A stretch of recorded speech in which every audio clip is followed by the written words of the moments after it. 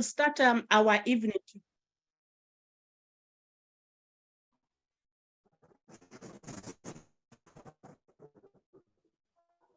Led by Dr. George Smerdon. He is the chair of trustees for Palliative Care Works as a charity here in UK.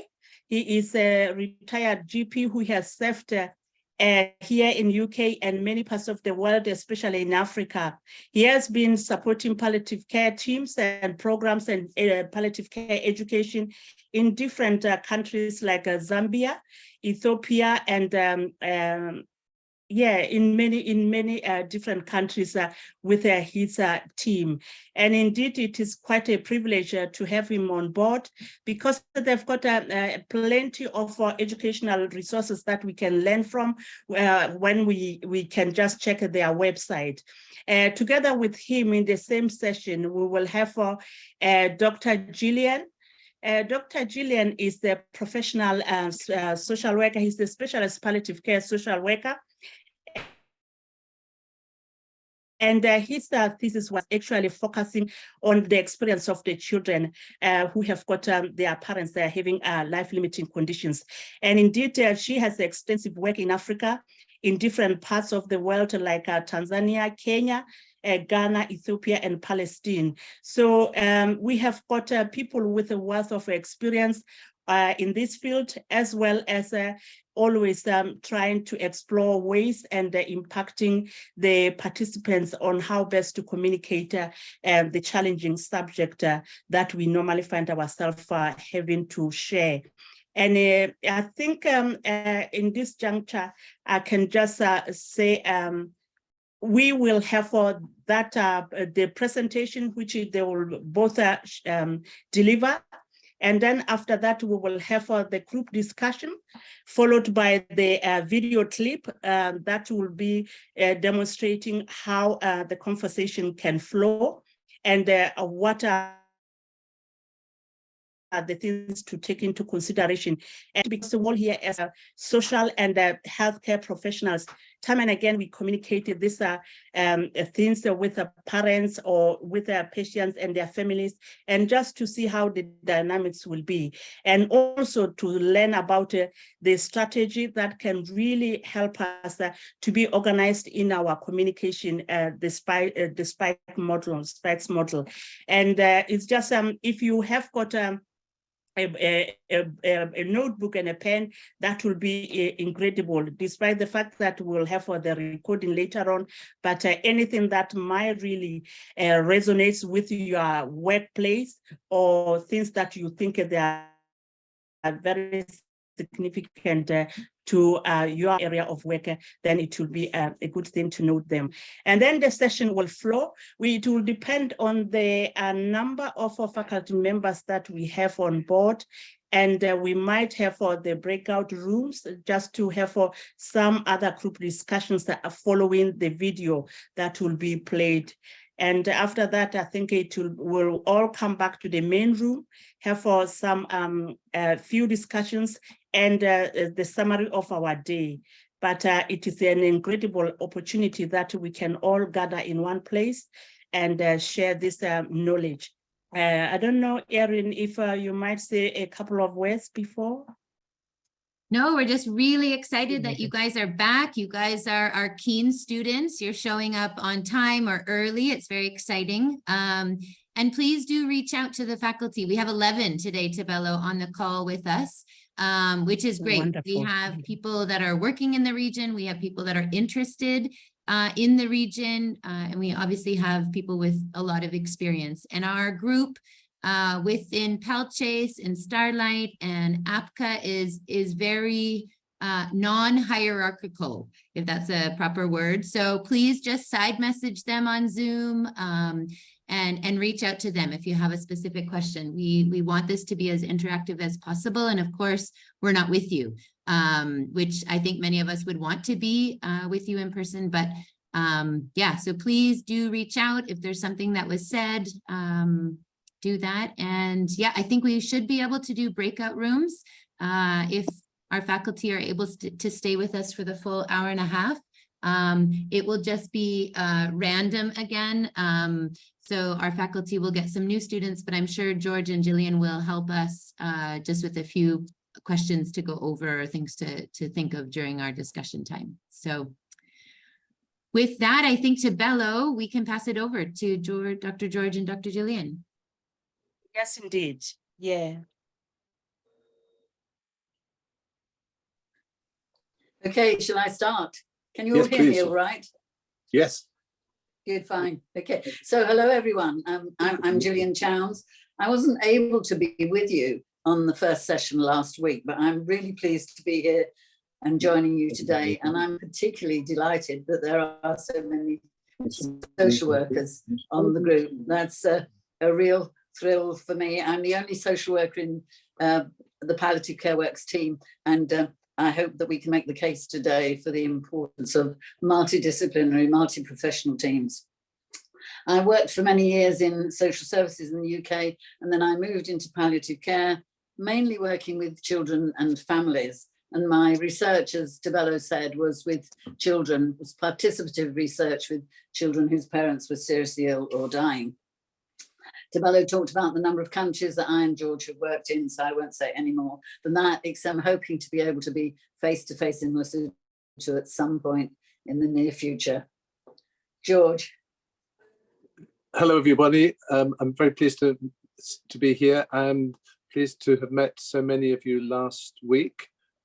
Yes, I won't go over my biographical details, but it's a great pleasure and privilege for us to be part of the faculty working with Erin and Mo Tebello and with you all today. I'm very excited about the iEcho programme and look forward to sharing experiences, learning from you all, as well as delivering some teaching. Today, as Tebello said, we're going to be looking at communication skills in palliative care, as well as helping you to explore some of the culturally sensitive issues around death and dying. Now, I know many of you are already experienced communicating very effectively with your patients and their families and your colleagues in your everyday jobs. But in palliative care, you will be aware that particular skills are needed to support patients and their families, to help with difficult decision-making, as well as sharing bad and distressing news. And not being able to save the lives of our patients needs to be confronted. This is either because treatments fail or because people come seeking help at a late stage in their illness, or indeed both. All of this places a great strain on everyone. I'm sure that you're very well aware of that. Our patients, their families and their carers, and us, their professional support, and not forgetting, of course, our own personal experiences. Now, this professional communication is a skill, and like any skill, can be taught, but must also be practiced. And you will understand in real life, we often struggle to get it right. So today we're going to start with a short presentation on communication skills, which for some of you may well be a revision. So hopefully it will generate lots of talking points, especially around areas you find challenging in communicating with patients living with and dying from life-limiting illnesses. And we really want this to be as interactive as possible. We've also been asked to look at breaking bad news, something we all find challenging. Then, as Tebello has said, we'll be showing you a short film we at Palliative Care Works made during the pandemic lockdown, looking at a family conference at the end of the life of a family member. And we'll talk about this later. This will be followed by exploring in groups in breakout rooms some of the issues raised by the film. You have experiences of your own, so again, please do share them. They're so valuable. And we're very grateful to Tebello for facilitating the discussions and to other faculty members for supporting the discussion groups. So over to you, Gillian, for our first slide. Thanks, George. Okay, so if we can take the next slide, please. Thank you. I guess this comes up every time, isn't it? And we just are very appreciative of all the collaboration that is going on in this way. It's so important to work together. And that's the key message, I think, for palliative care teams, to work together. So for this session, these are the learning objectives, and I'll give you just a moment to look at them.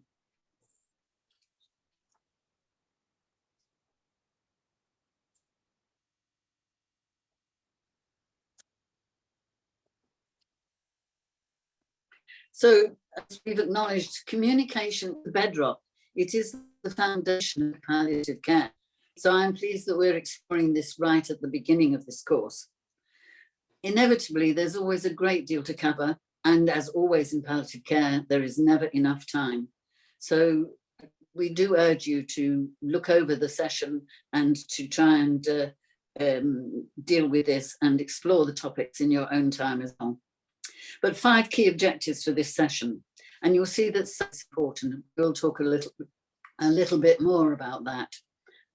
But we need to be culturally sensitive in order to recognize what is going on for others and what social context is.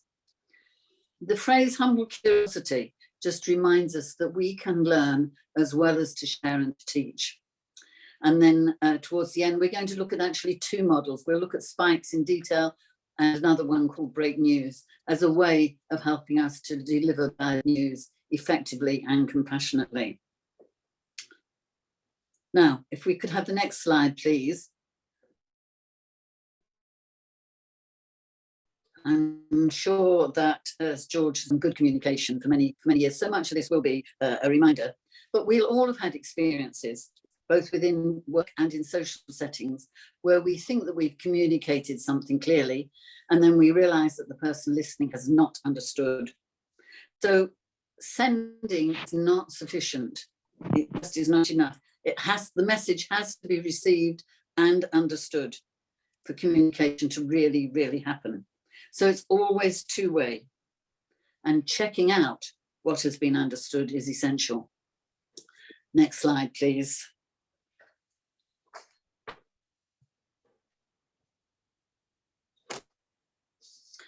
A reminder about why communication is so important, and it creates good relationships. Good communication creates good relationships. And relationships are key in palliative care when people are very vulnerable. It reduces isolation and uncertainty. And as we'll emphasize later on, communication enables us to both gather information and to give information, mostly in that particular order.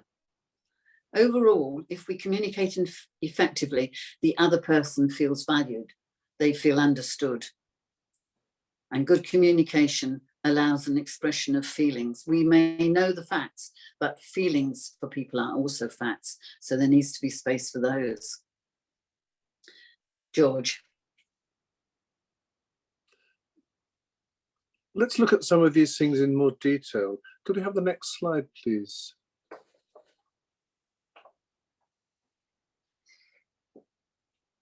Just click on the whole slide. That's great. Thanks very much indeed. So we're going to look at empathy, the ability to understand and show feelings. And I'm sure that you all show great empathy in your work. But have a look at these 5 points and see if you recognize the components you personally feel comfortable and confident about, and others that you think you need to work on. You may feel you're a good listener, but can you show that you really understand what your patient is going through? And how about giving appropriate support when needed?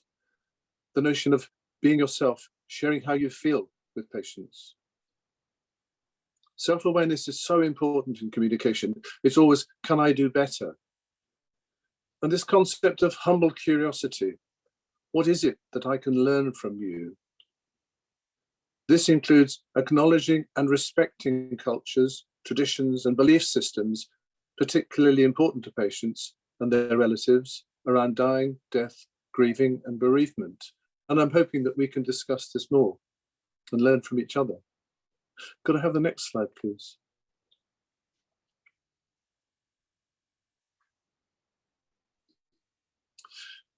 So this is about diversity awareness, and this slide expands on the theme of awareness in communicating not only with our patients and their families, but also with each other as health and social care providers. It's important to try and understand how diversity impacts on health and social care, particularly in palliative care. How age, gender, class, sexuality, the patient's level of education, their religious beliefs, and indeed all these aspects of diversity can affect the way our patients deal with life-limiting illness. And I'm very grateful to Dr. Hassan for the quote, "Healthcare providers should be trained in cultural competence so that they can communicate effectively with patients from diverse backgrounds." So acknowledging and celebrating diversity, though, can be difficult for some societies and indeed for some individuals. And how we encourage our patients to share their life experiences, including their beliefs, concerns, and vulnerability, is an important skill, especially in palliative care. Again, we'd be keen to hear your thoughts. Could I have the next slide, please?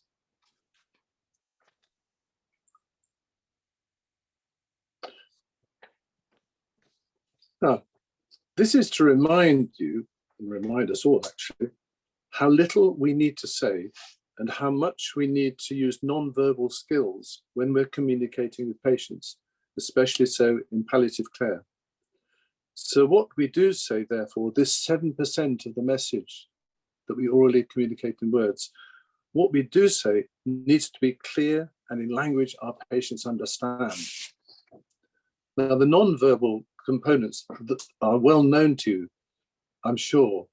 The skill is how best to use them and adapt them to the benefit of individual patients. So this is about active listening and, again, self-awareness, how you sit by your patient or crouch at the bedside, facial expressions, the tone of your voice, nods and encouraging phrases, and indeed the use of silence. This is all about enabling and encouraging your patient to tell their story and how much body language encourages and facilitates this. There's that lovely phrase, know your patient. And we'll talk more about this shortly. Now, whilst we were thinking about this, I don't know if any of you have used recordings of yourselves to study your communication skills as part of training or CPD. And we can learn so much from watching ourselves. So if you get the chance, please do so, but do it with colleagues who are experienced in using these for teaching purposes. Now, you notice that we emphasize culturally appropriate when we're talking about body language. Be sensitive and check with your patient, particularly around touch, asking if it's okay to do this. As you reach out to a distressed patient, a gentle hand on the arm or shoulder can be really comforting, but not if it's inappropriate. Gillian. Thank you. Could we have the next slide, please?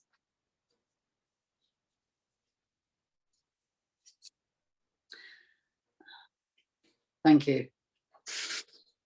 So that's a nice quote there, I think, on the right-hand side from Maya Angelou. How we make people feel is absolutely crucial.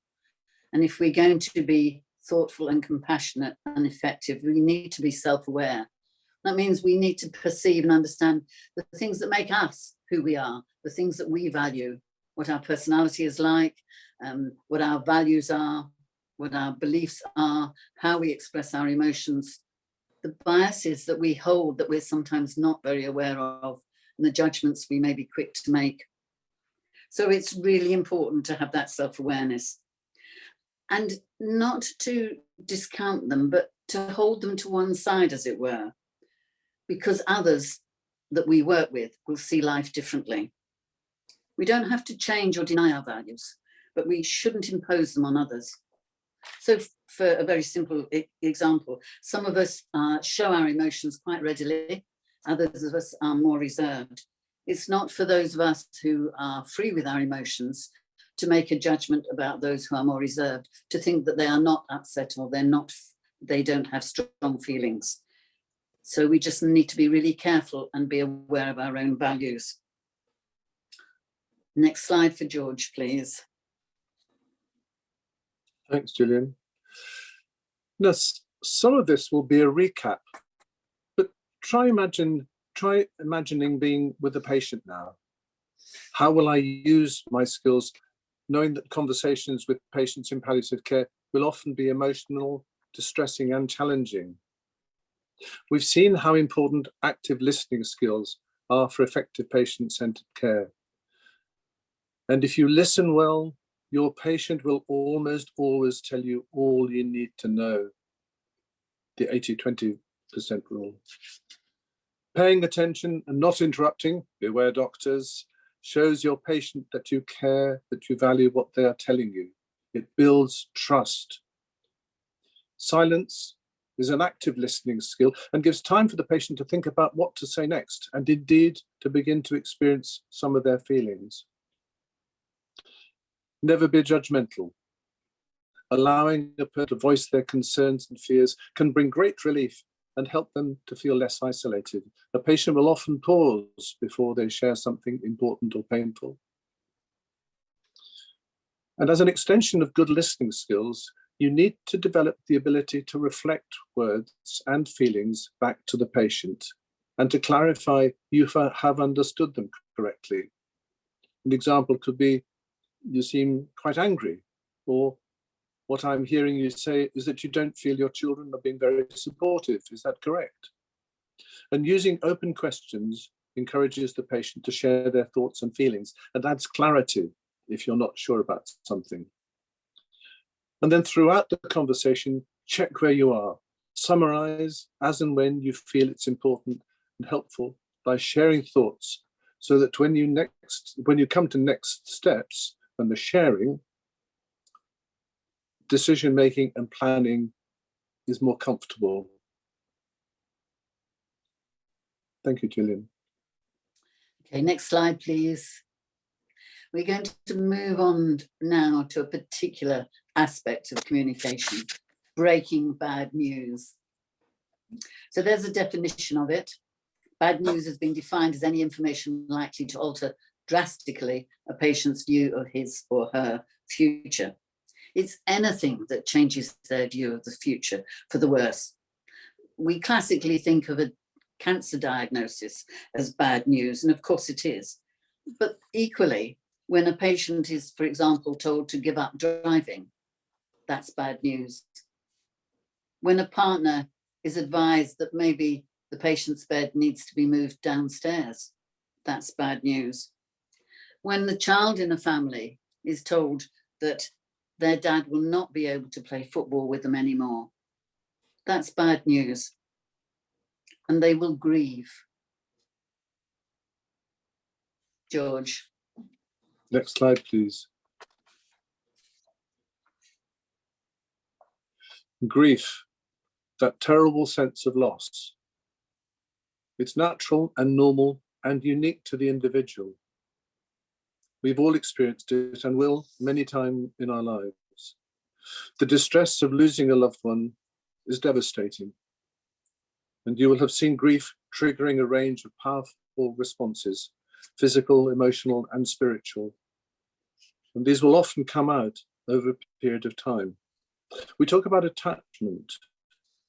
The more attached a person is, the greater the love, the greater the sense of loss, the stronger the grief.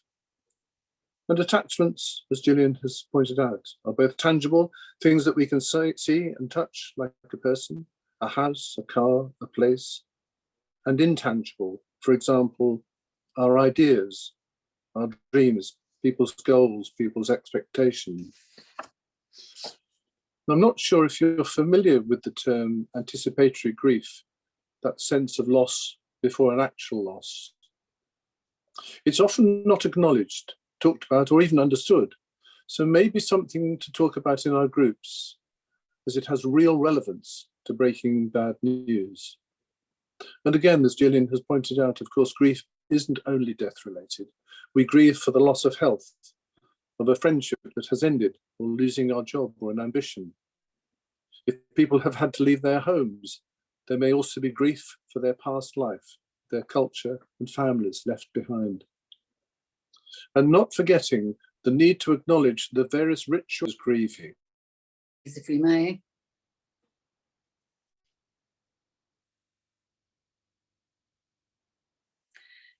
How we break the bad news really, really matters. This is a lovely quote from Buckman, and it's absolutely true. And George and I have lost count of the number of families who can recall word for word, what the nurse or the doctor said, where it was said, and how badly it was done. It's burned on their memories. So Buckman is absolutely right. However, the good news is that we can learn to break bad news well. And while we recognise that attitudes and cultures vary, we can't discuss breaking bad news without considering the issue of truthfulness. Next slide, please. And breaking bad news is about being honest, telling the truth. So why is it good to tell the truth? Well, it's to maintain trust. People usually cope better with the truth than with uncertainty, even if the truth is painful. And lying will always destroy trust. Reducing uncertainty helps with decisions about treatment and care. And you'll know that sometimes, and we see this sadly so often, with the distress of living with life-limiting illness, patients and their families will spend much time and money searching for treatments that are not going to help, because no one is brave enough to tell them that there is no cure for their illness. And preparing for the future might involve writing a will, planning a funeral, or doing something that a patient had always wanted to do before they die, something which they may not have done if they did not hear the truth. It also gives an opportunity to put things right if there's some unfinished business in someone's life. And for many people, the importance of exploring spiritual issues. Again, so good to talk to you and hear your thoughts on this. Could I have the next slide, please?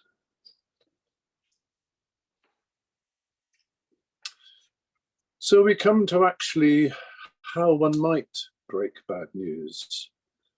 This is always difficult, but we can learn to do it sensitively and compassionately, gently, but realistically and with honesty.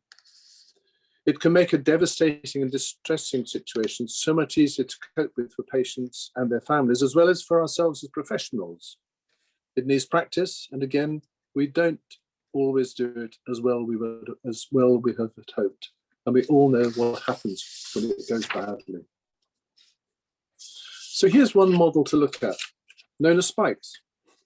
It was initially offered as a protocol for delivering bad news to cancer patients. And since then, it's been adopted more widely and is a useful framework for communicating difficult news to patients in a compassionate way. I know how important this is to you, and having the recording and the slides will help you to go over this again in your own time and with colleagues. So S is for setting, the setup. You might say, let's find somewhere quiet to talk. So be prepared. Think about what you want to say in advance, and you should, of course, have read the notes and have all the information you need about your patient. Try and find somewhere quiet, a time that suits everybody, where you won't be interrupted. It's easier said than done in a busy clinic or on the ward, noisy ward. Ideally, of course, in the comfort of patients' own homes. And those of you involved in home-based care, I'm sure would agree. But you understand the principle. Most important to check out how you're feeling and try and leave behind your own pressures. Then it may be helpful to have another colleague involved in your patient's care to be present. It's really helpful also if the patient has a relative with them. So you make the introductions, bearing in mind everyone is going to feel anxious. So active listening skills to the fore. So we come to P for perception. What we mean by this is finding out what the patient and family think and think is happening. As I mentioned before, if at all possible, always gather information before you give information. So having some phrases ready to use is really important. What have you already been told about your illness? I've read all your notes carefully, but I'd really like to hear from you as to what's been happening. Phrases like this. Then you can work out what you're going to say and how you begin. And then the question of the invitation, inviting the patient to say what they want to know. Most patients want to know about their condition, but there are some who don't want to. That's a sort of coping mechanism And you'll be able to judge that by the way the patient is reacting. That's challenging. But if your patient doesn't want to hear details at this particular time, you can offer to answer any questions later in the future or speak to their family or a friend. Important to go at their pace. And absolutely crucial to use language that is appropriate. It's particularly important, of course, when we're working with children. Phrases that are obvious to us may have quite a different understanding from children. Remember that it's two-way, so it's really important to check out what the patient and the family member is thinking. You do this, it saves confusion and ensures there is a common understanding. Then you can move on to knowledge. Knowledge is about explaining the illness and care options in plain language, as Gillian has said. Warning the patient that you have bad news may reduce the shock. Sometimes we call it a warning shot, but it's about using phrases that signpost where the conversation is going. I have the results of your latest blood tests or a recent scan or x-ray. I'm afraid it shows that there is a serious problem we need to talk about. Or something like, it seems that the treatment you have been having is not working as well as we had hoped. And this signposting is so important. But for many people, hearing the clinicians say, let's go and find a quiet place to talk, can also signpost the bringing and the hearing of bad news. The patient and their friend or relative will need enough time to absorb the new knowledge and ask questions. They may be very emotional. There may be many questions which you may not be able to answer. So be honest. If you don't know, say, I don't know, but I will try and find out. And give the patient information about what can be done to try and help and when they will be seen next. Above all, reassure the patient of ongoing support. This will help them to cope and feel less isolated. Gillian. And George mentioned emotion there, and that's about respecting feelings, responding with empathy and allowing emotion to be expressed. It's important that we don't make assumptions about what the patient might be feeling. In my research with children whose parents were seriously ill or dying, the young people were really clear that one phrase adults used made them really angry. I know how you feel. That's not for us to say. We shouldn't assume, but we should give them the opportunity to express their feelings. Facts are important, but feelings are equally so. So use active listening skills. Remember that all patients are different. So at this point, it's helpful to try and summarize where you are with this discussion, understanding what's coming next. So it's important for all present to say something here by way of sharing their understanding, the patient always going first, and how you summarize can confirm the patient's understanding and is also an opportunity to clarify any misunderstandings, reflections. Encourage your patient to express their concerns and suggest that they and their relatives note down any questions they'd like to ask you at your next meeting, reassuring them that this is an ongoing conversation. Quite often when you're breaking bad news, it has to happen in stages. It's also important to remember that it may be therefore necessary to pause the discussion and come back to it later. Always check out how your patient is feeling and responding and go at their pace. Now, it's worth remembering that there aren't many absolute rules in palliative care, but one is never say there's nothing more we can do. The mantra of palliative care is there is always something that can be done. Now, you will know that it will not always go as smoothly or as you would want.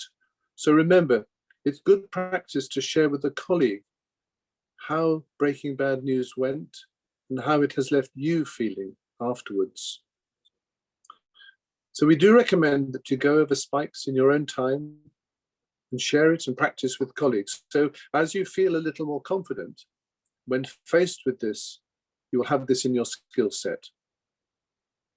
And now Gillian is going to mention another model that we at PCW have developed that appears in our PCW toolkit? Gillian. Yes, I'm just going to very briefly talk about break news. If we could have the next slide, please. I'm conscious that we are running out of time. It's always such a challenge. And you'll see that this is very similar in many ways to Spike. So I'm not going to go over it in detail.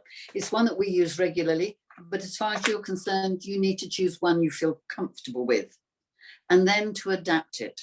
Remember to adapt it to the individual and to the situation.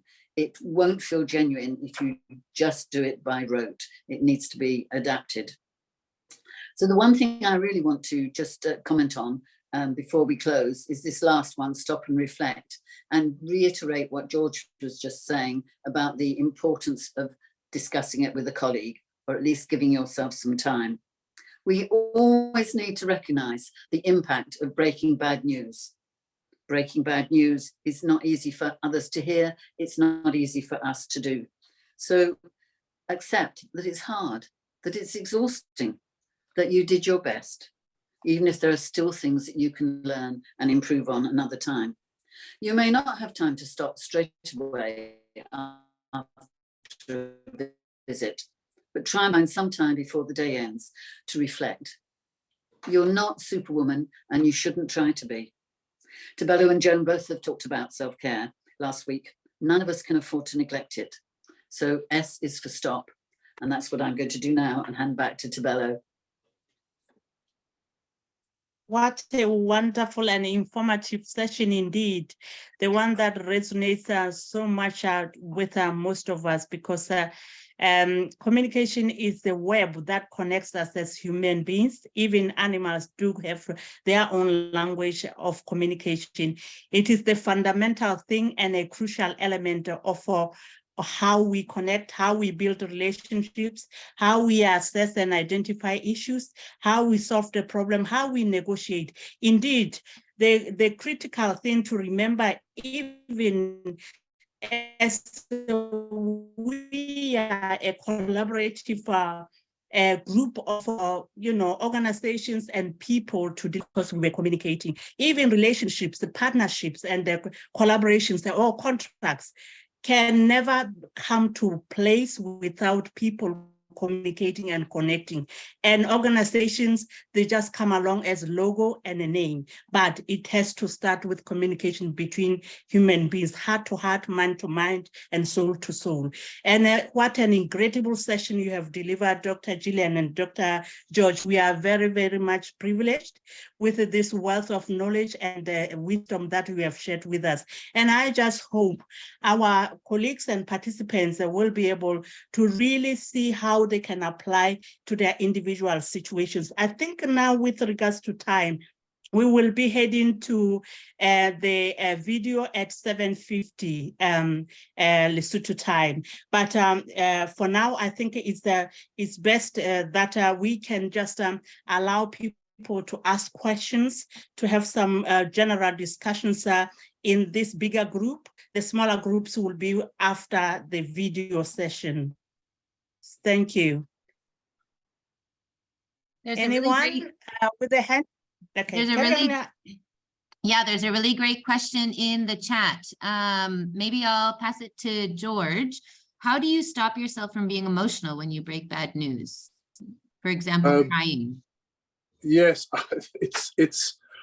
it's very difficult. I think we all understand that, and I have cried with patients in my time, and I think I probably will do again. It's a balance to be struck. I think the important thing, you are there for the patient. So if you are feeling emotional, it's important that you are saying, it's not about me, it's about my patient and about the relatives. So it's having that internal conversation that checks your own emotion, says, stop, hang on, this isn't about me, this is about you, it's about my patient.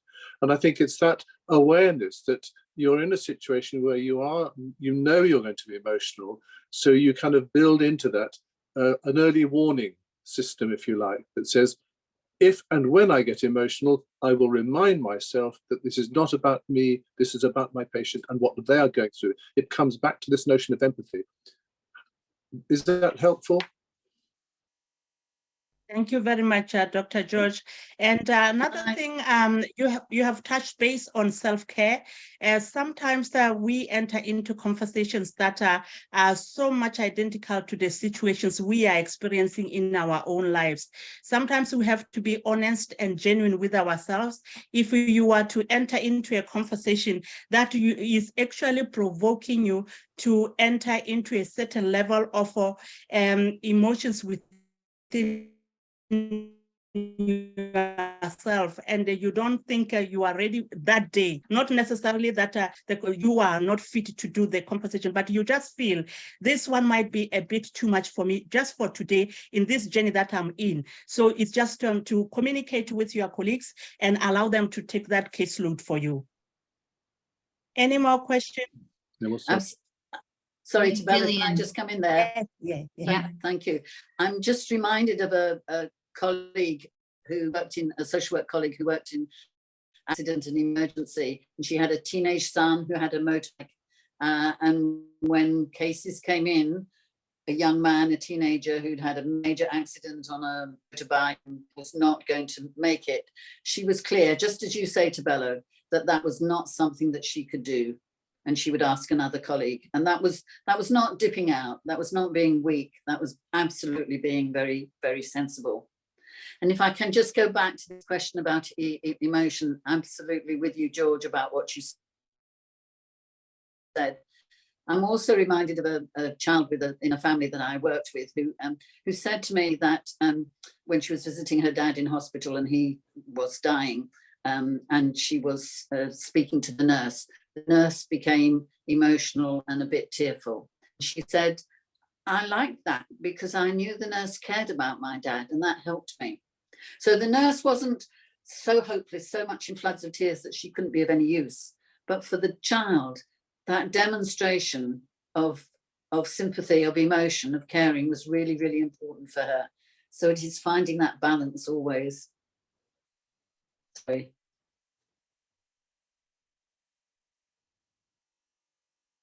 I guess one thing you could do, of course, because we're also working in many different cultures, is we could ask the family if it would be okay for us to cry with them.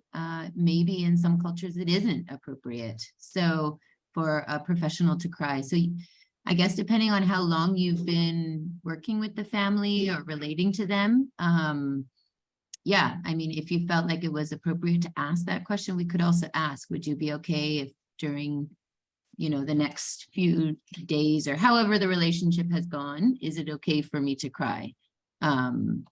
Maybe also helpful. I'm not sure how it works in Lesotho. Is someone, Dr. Hassan? I know you're not originally from Lesotho, but how does it work? Okay, hi, colleagues and Erin, thanks for the good question. And the person who asked the question is very common in the setup where all of us, we work in a palliative care, Lepheane, and speaking truth, myself, I have wiped my eyes in front of the patient and the family quite a lot of time, and it's not a something which is not improper to my thinking that yeah, as a human being, a practitioner, a palliative care practitioner can have that break. But I know with time you can control your emotion, being like the way Gillian and George just explained, that to self-talk, like self-counseling yourself, it will help. But if your tears come out, I have seen it comes out, you should not stop that tear. Rather, you can share that this is a part of empathy to me, that you are sharing the emotion, touching the patient and the families, that situation. Thank you very much. We probably have time for one. That in detail. Okay, Yeah. sorry. Go ahead, go Tebello. Yeah, I just wanted to highlight that as Dr. Hassan said, because we are all human beings, and that human emotion, when it comes, we can quickly try to center ourselves around by focusing back onto the patient so that they don't end up giving us counseling and comforting us when we are actually there to listen to them, quickly find our balance and go back to, asking, how do you feel? And, take the focus away from us. We are human beings and it does happen. Yeah, I think that is the only point I wanted to highlight. Yeah. Any more questions, maybe, before There's we get ready for the video? There's some really good questions, Tebello. I know Tebello is multitasking, although I heard recently that we think we can multitask, but we really can't as humans. So there are tons of very good questions in the chat, and I think we should cover a few of them because these are really good. So I'm actually going to copy and paste them so we can also do them again in our group chats. But there's a really good one here about the letter P and how do I understand and uncover what a patient and family thinks is happening. How do we manage its perception? What do they understand of their illness? I think that's probably a skill we don't do so well. Gillian? Thank you, George. I would say, as one of my most helpful teachers said, talking in terms of talking to children, ask.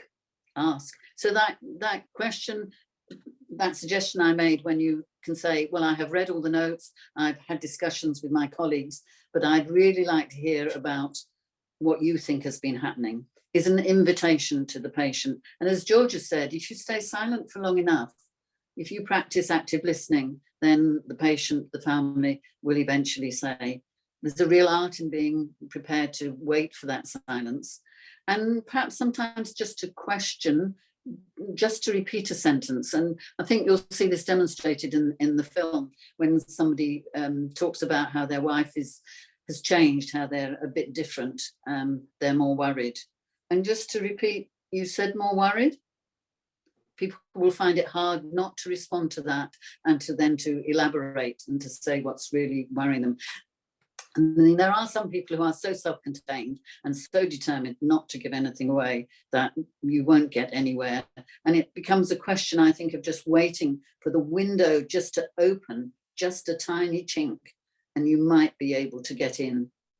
There are occasions when we aren't able, and those are hard to live with, but we can only do our best. George, do you want to add?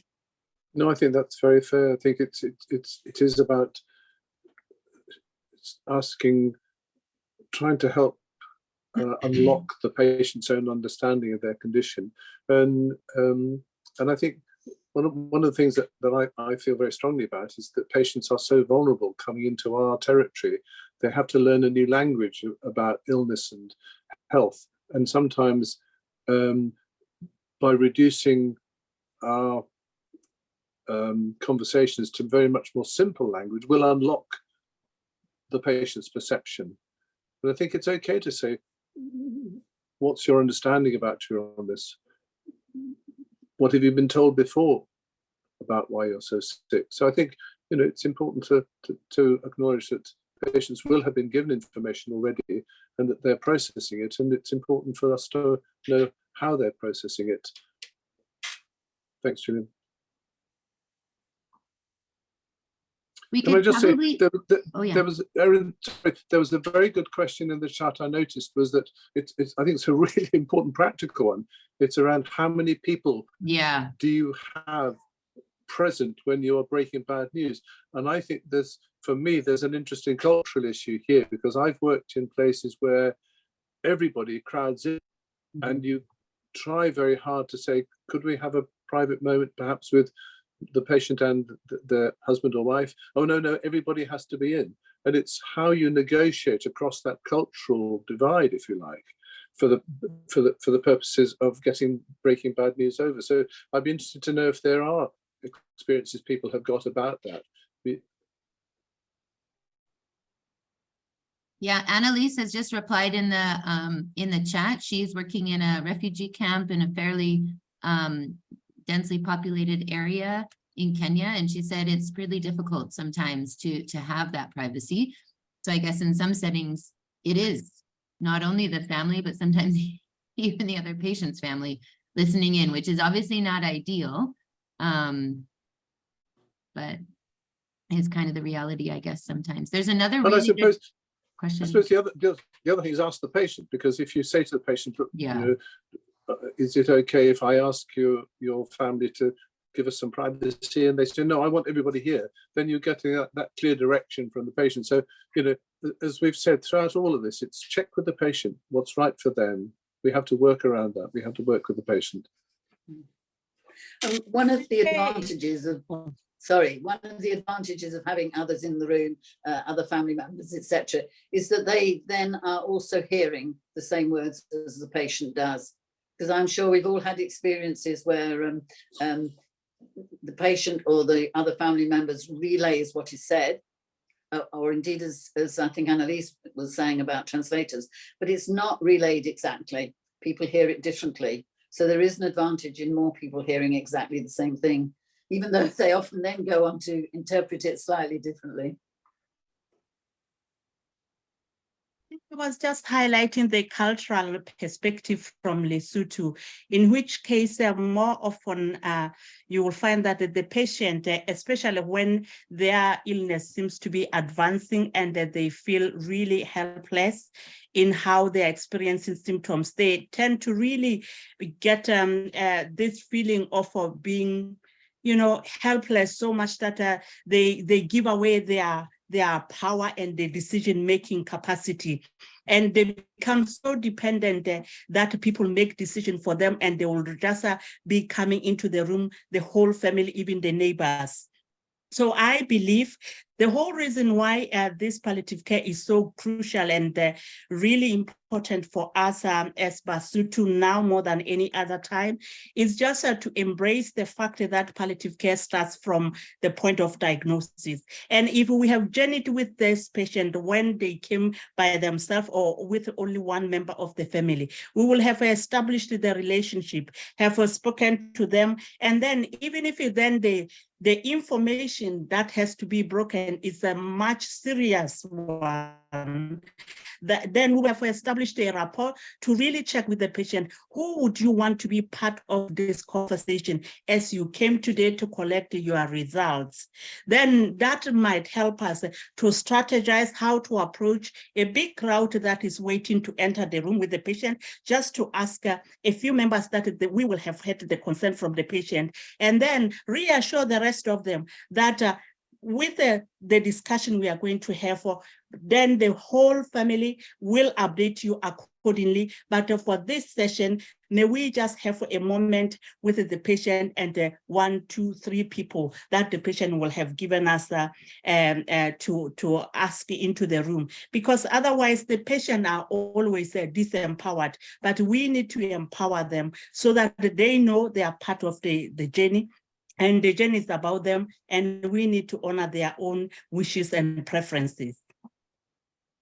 Well said, Bella.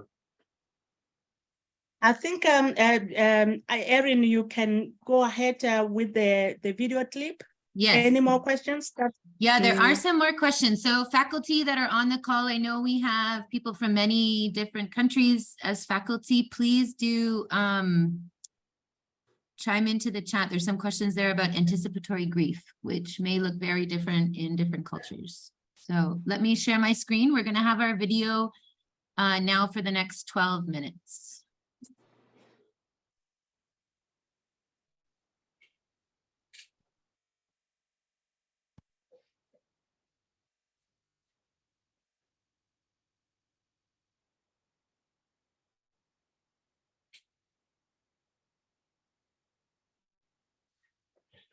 Can you see this? And I'm just wondering if there's any gray blocks, or does it seem okay?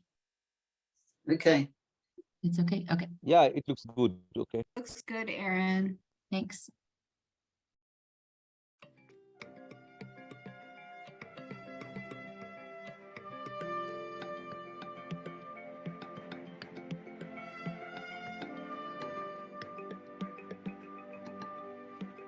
This video is about conducting a family conference around end-of-life issues. It's part of a series of training videos introducing you to 5 different aspects of palliative care. They've been created by Palliative Care Works, a charity in the UK that offers palliative care training overseas. For the trainer, there'll be points where you can stop the videos and discuss issues raised with your trainees. Accompanying the video is material which will assist you with your teaching. The videos and training material are all based on the Palliative Care Toolkit for resource-limited health settings. In this scenario, the social worker is holding a family conference with Yusuf, whose wife Asli is extremely ill, and their 2 adult children, Hassan, a successful businessman, and Khadija, who still lives with her parents and is caring for her sick mother. Oh, good to see you. Thank you for coming. I'm sorry to keep you waiting. It's all right. It's a shame, Yusuf, that Asli's not well enough to join us, but perhaps we should get started. Hassan's had a long journey to get here. We've got about 3/4 of an hour, and then I need to go and see another family. So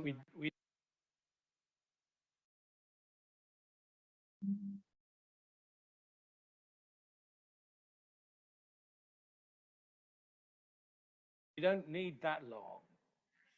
It's perfectly obvious. My mother needs to get to hospital. They'll give her proper care and she'll get better. Oh, so my care isn't good enough, huh? Well, how dare you? Turning up here at last, ordering us around. You haven't done anything these past months. Too busy being the big businessman. Please, please, Hassan and Khadija, we mustn't quarrel like this. I can see that you're all upset and worried about Asli, but it would help me if I heard from each of you in turn as to what it's been like these last 2 months since Asli got so ill.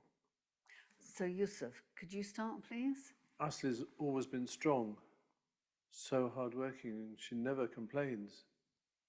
And then she began to get so much more breathless and tired. She wouldn't say much, except that she told me not to worry and she didn't need to see a doctor. Well, you should have insisted, Dad. Khadija, we will hear from you in a minute, but we just need to let Yusuf finish. Well, there's not much else to say. You know, when we saw that first doctor at the hospital, he told us that it was her heart that was the problem. And he gave her some medicine and said, take her home and see how she goes. And I think she has got a little better. She had some soup yesterday. Well, thank you, Yusuf. You've told me what's happened. Can you tell me how you're feeling? Well, I'm very worried, of course. She's not the same, Asli, but God willing, she'll get better. When you say not the same... She doesn't seem much interested in anything anymore. She seems tense and anxious. She never used to get cross, maybe a bit impatient somehow, but I'm not criticizing. No, of course not, Yusuf. But that has helped me get a better picture. Hassan, now what's your sense of what's been happening? I've told you, she needs to go to hospital. I can pay.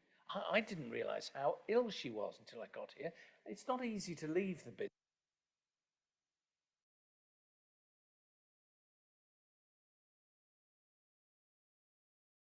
business. I do care about her. Khadija isn't the only one, even if she's always been the favourite.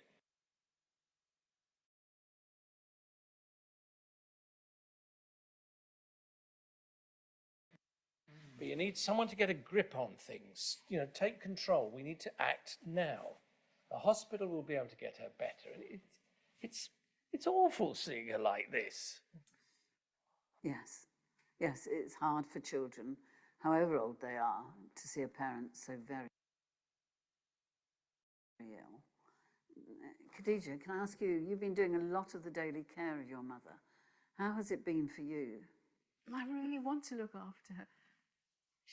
She's my mother. She's always been there for me, and I want to be there for her now, however long it takes. For as long as it takes? I'm not stupid. Just because I'm younger and I didn't get the education that Hassan got doesn't mean I can't work things out. I see it every day. Dad, she's not eating. She asked me to take the soup that you gave her away. She just didn't want to disappoint you, but she can't drink at the moment. She's not getting better. But her breathing, her legs are more swollen. She's getting weaker. She's getting worse. I'm wondering if Ashley's asked any of you about her illness and what's happening to her. Well, she did ask me once if I thought she'd get better, so I reassured her and said it would be all right soon. That's not what she told me. She told me she's frightened and she doesn't think she is going to get better. She was frightened. Frightened, that was her word. She said that. She did, frightened, and she started to talk about how would Dad and I manage, and Hassan was so far away, and I soothed her and said everything would be all right. She needs to concentrate on getting stronger. I didn't know what to say. She won't get stronger here at home. I'm not surprised that she's frightened. She needs to be in hospital. But you should have told me, Dad. You didn't say. Look, there's no time to waste. We need to get her into hospital. We can't lose time keeping Mother here at home. And you all know I'm happy to pay to be admitted to a private hospital. She'll get proper, full care, and we'll get a clear diagnosis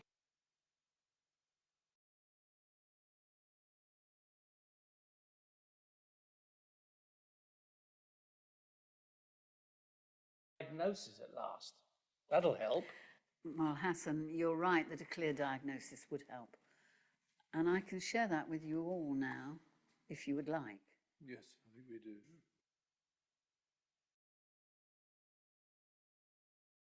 Look, there are a lot of things that have come out of what you've each said just now. Things that I think deserve fuller discussion. But one thing is very clear to me, just how much each of you, in your own way, love your mother, try to protect her, and want to do the best for her. You obviously don't all agree as to what is the best thing, but I could hear, and I think you each could see how much each of the others are hurting, how much you all want her to get better. So, we all start from the same place, wanting to do the best.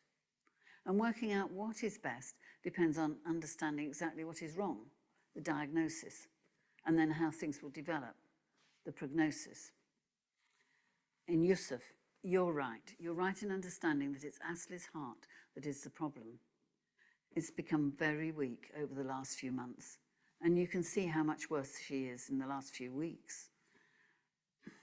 Her heart can't work properly anymore, which is why she's so breathless and her legs so swollen, despite all the drugs she's on. And I need to be honest with you, there is no other medical treatment that will make her heart strong again and make it work more effectively. No, you're saying that you're giving up? There's nothing you can do? You can't. You can't let her die. No, we're not giving up. But Hassan, there's no treatment that can prevent her dying. But there is always something we can do, and we will do all we can to keep her as comfortable as possible in the time she has left. See, I was right. She hasn't got long, has she? Oh, please don't say that, Khadija. I think your father needs you, both of you. I can wait a bit. You go. I'm so sorry. I know that this is so hard to take in. But the doctor said she'd get better. Well, I had a conversation with the senior doctor yesterday, Dr. Walid, so that I could be clear in my own mind about it all and give you the correct information. Dr. Walid has seen the results and read the notes, and there is no doubt her heart is getting weaker all the time. I know, Hassan, that you hope that your mother could have a treatment that would cure her. And it's just wonderful, really, that you're prepared to pay whatever it would cost. That would be brilliant. But actually, Dr. Walid was clear that she is on all the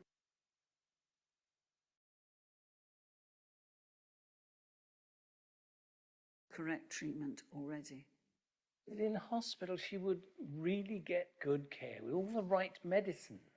She would get very good care there, But we must remember how well Khadija has cared for her over these last few months. And perhaps we also need to think about what she wouldn't get in hospital. She wouldn't get us, would she? I couldn't be there with her every day like I am now. Dad, you couldn't be with her and sit with her when you come home from work every evening. If Ashley's illness was not so advanced, it might be worth considering the benefits of a hospital admission. But as things are, the benefits of her being in her own home, surrounded by her family, and being cared for by people she knows and trusts, well, they outweigh any benefits there might be from going into hospital. Nevertheless, you do need to think about the burden that might fall on you from continuing to care for Ashley at home. It would create considerable pressures. Not a burden. I don't feel any pressure. I really want to do it. Well, I know you do. I know you do. And you've been the most wonderful. And that's something that I've heard from you, how much she appreciates all that. Sorry, please mute. All of you are. And caring for Ashley is something you can all do. But protecting her from the truth won't help. Supporting her will.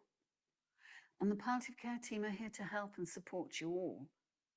They can teach you about how best to position her, for example, so that Ashley may find it a little easier to breathe and also to take some food and drink. But that means there is a lot for the three of you to talk about. And there's a lot you need to say to her. The time you've left together as Ashley's life draws to an end is very precious, very special. I need to go now, and you need time to think and talk. I'd like to suggest I'll ring you tomorrow morning and we can discuss the practical ways our palliative care team can support all of you. Not just Ashley, but the three of you as well. And that will be for as long as you all want. Thank you.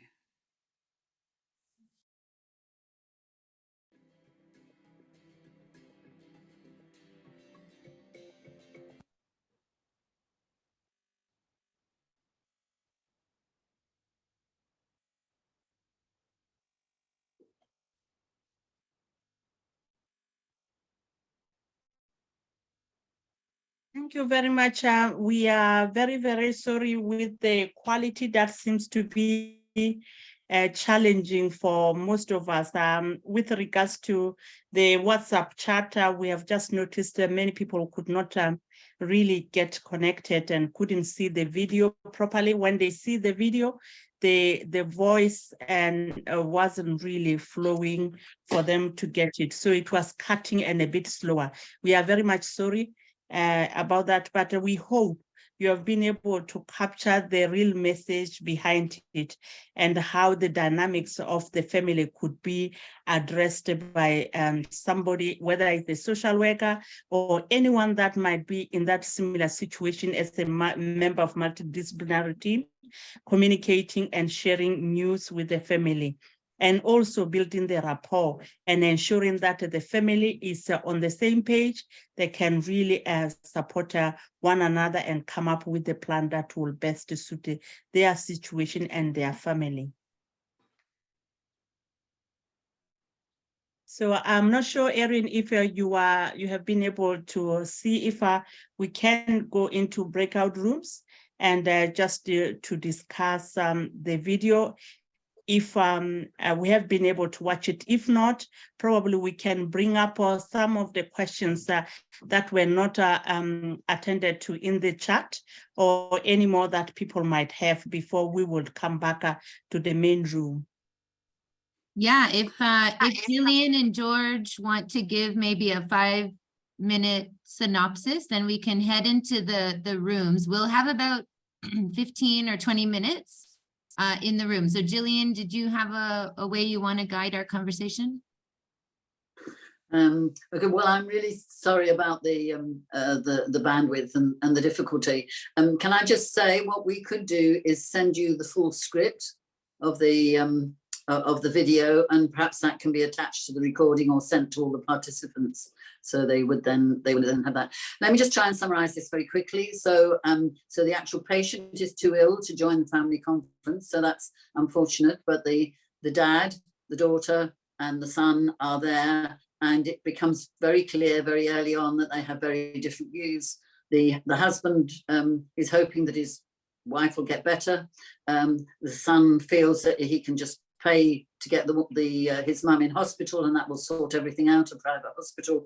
The daughter, who's been looking after the mother, has a much more realistic view. So the three family members have different views. They're not, as we say, singing from the same hymn sheet.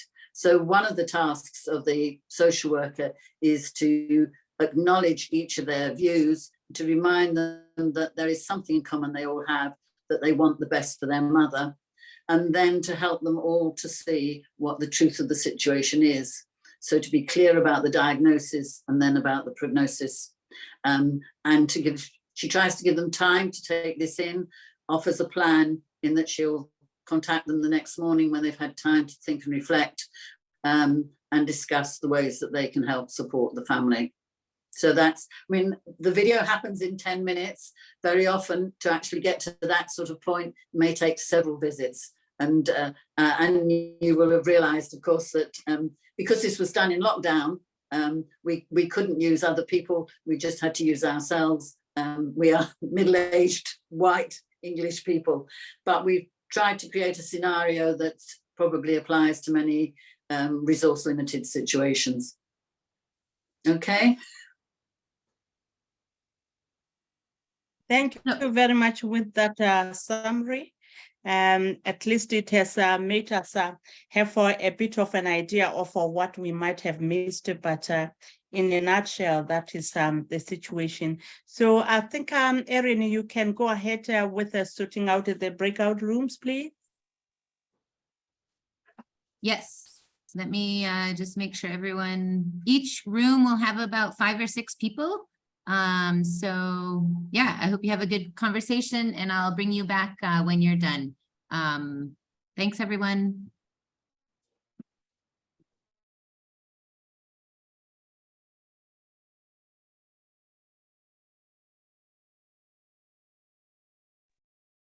Welcome back, everyone. Thanks. Yeah. Yeah. Tebello, you finish us off. Yeah, I think it's just to really appreciate each one of us that has made it to this point. We have really been informed of so many different challenges in terms of connecting to today's call. Many of the people that are still here have really reattempted more than 3, 4, 5 times, and we are grateful. It just shows that we are all working this journey, and we try to make it really come to pass. And we really thank the faculty members that were able to join us today. All the participants, we are grateful with the fruitful discussions that have gone on throughout all the opportunities we had, whether it's in the chat or in these general discussions or in the breakout rooms. But one thing that we really appreciate so much, Dr. Gillian and Dr. George, the wonderful and informative conversations you have laid daily in our, as we go on with all the other sessions, we will build on this challenge of changing our practice, our mindset, because for any change to happen, there has to be the mindset shift. And culturally in Lesotho, we don't normally communicate anything about death and dying. We try to avoid that subject as much as possible, but we are actually having this interesting discussions of the practitioners from all walks of their profession, who are very keen to really embrace this new concept and see how we can apply it in our own settings. Also embracing the multidisciplinary approach, that the conversation is not just for one person, but at the point of need, if there's a doctor or a pharmacist or social worker or a nurse at the time when the patient has that desire to know more, then we just need to consult their notes, have more information and their background to be able to address the question at hand in a more sensitive, culturally acceptable, compassionate way, but with all honesty, without selling an unrealistic hope. So I don't know if maybe in summary, there might be some few words that Dr. Georgia and Gillian would want to say before you can say something, Erin, please. Gillian?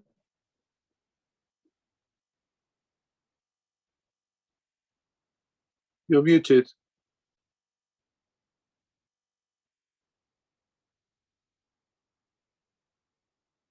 Still muted.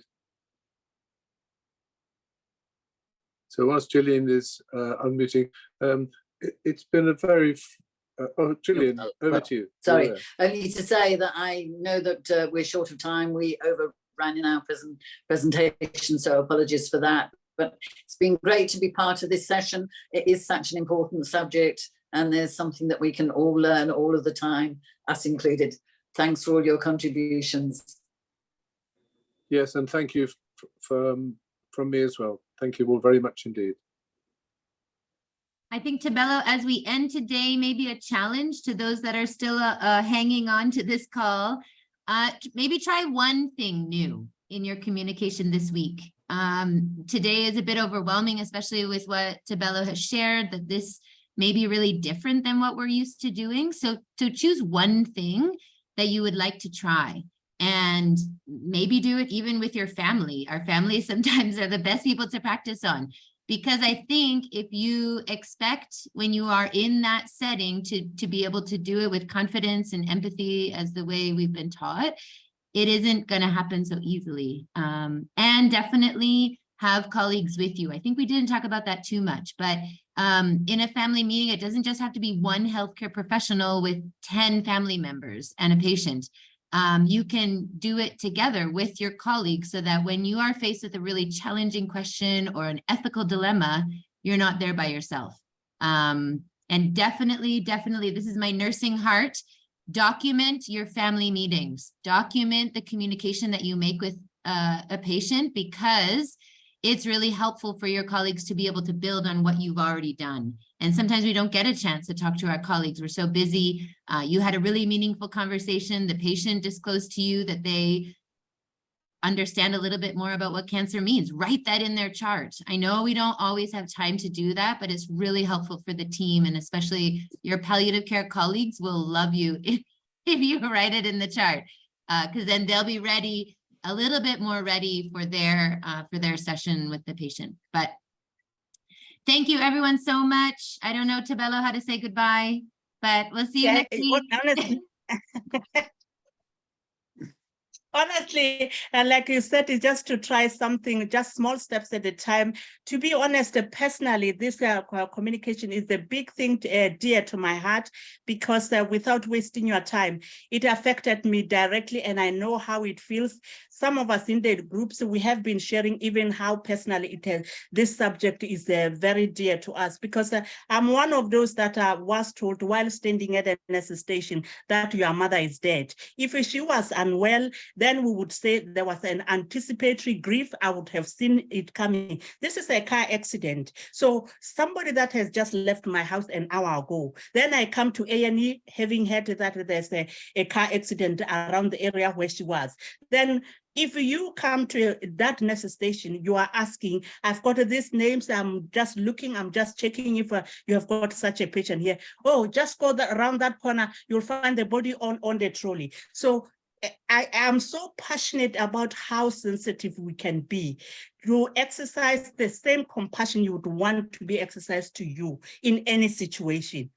The news, they don't have to be nice, but they have to be given in a sensitive and humanly way. So I'm just saying to my dear colleagues who are still here, let us go out there, do our best, as Erin said, practice small, we will get there with time. It can never be perfect, but it's just we have to start somewhere. So I'm grateful to have been part of this call, and indeed that we have all been together to share our journey together. Thank you very much. Erin, I think I'm done.